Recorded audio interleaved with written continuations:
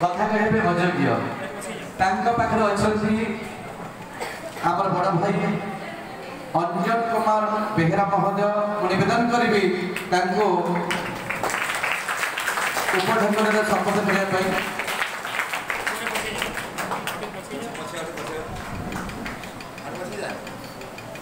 पापर अच्छी श्रीजुक्त सुखदेव प्रसाद पात्र जे कि जड़े आरपी यही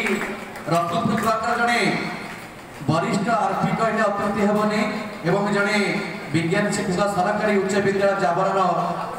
जड़े विज्ञान शिक्षक निवेदन करी उपढंकन संबोधन करें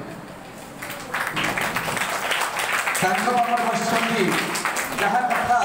कहवा बाहुल्य मोर जड़े अति प्रिय भाई रंजन सार कहले समस्त जानते इंडिया बुक ऑफ रिकॉर्ड में जे अवार्ड पाई एवं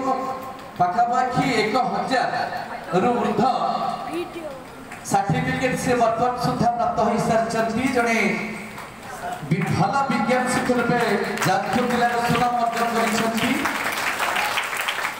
चलित वर्ष